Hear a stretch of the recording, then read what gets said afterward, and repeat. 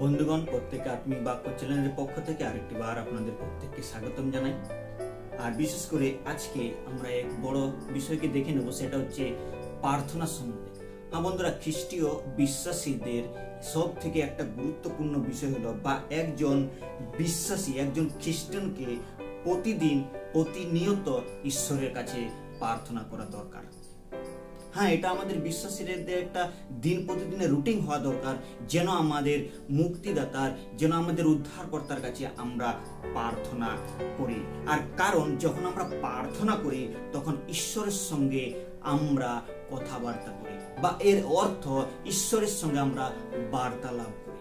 তাই আমাদের জীবনে প্রার্থনা আর জীবন প্রত্যেকের জীবনে থাকা দরকার। তবুও আমাদের মনে অনেক রকমের প্রশ্ন আসে, যে কোন সময়ে প্রার্থনা করা উচিত, বা কোন সময়ের প্রার্থনা ঈশ্বর গ্রহণ করবেন, বা কোন সময়ের প্রার্থনা ঈশ্বর আমাদের শুনবেন।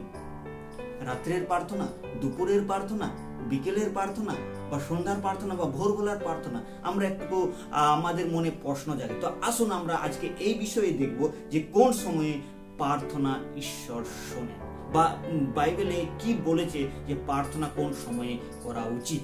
তো আসুন আমরা এই ভিডিওকে শুরু করি।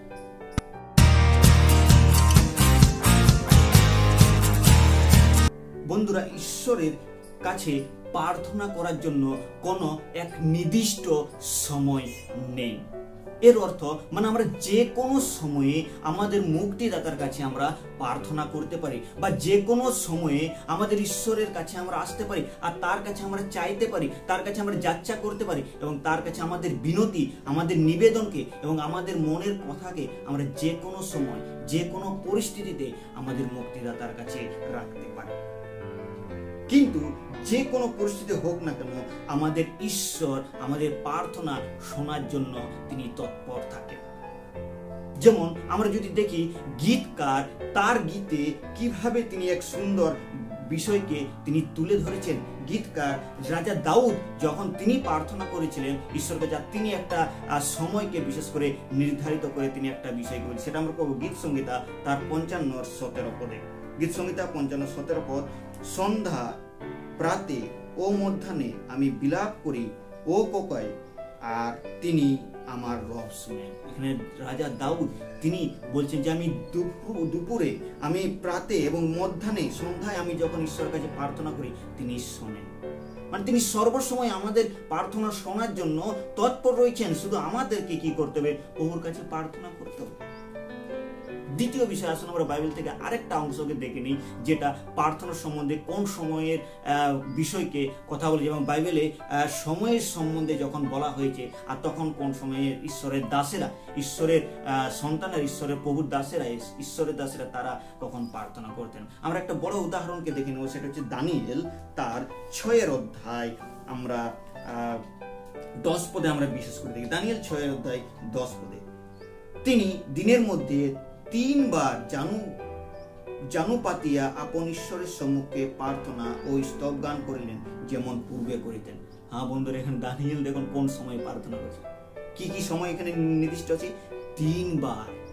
তারপর আরেকটা বিষয় লাগে, পূর্বে যেরকম করেছেন তিনি ক্রমাগত করেছেন প্রার্থনা। আর দানিয়েল কিরকম ভাবে প্রার্থনা করছে? দিনে 3 বার প্রার্থনা করছেন।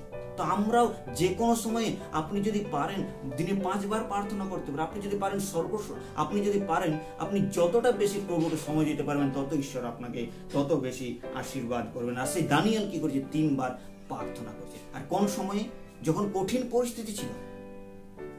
শুধু কঠিন পরিস্থিতিতে আমাদের অনেকবার প্রার্থনা করা দরকার তা নয়।